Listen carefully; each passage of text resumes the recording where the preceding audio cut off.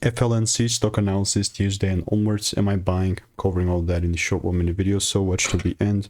So as I'm looking at Fluence Energy stock, man, with the $8 level post-market, this is nothing but just a straight up bullish market in which I'm looking to just double down even more and buy.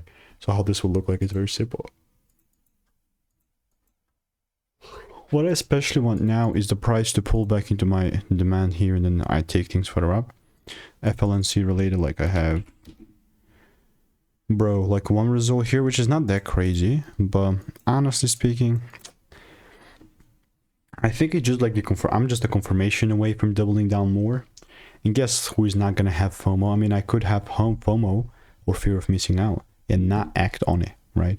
So if I don't see any sort of double breaks, I'm not looking to take it further up. And with FLNC, especially how it's going to look like right now. I know it's very juicy, but Fluence can wait. If you want to learn to get those 10k months and get my exact formula over 5 years in my Discord, click the first link in the description, absolutely risk free.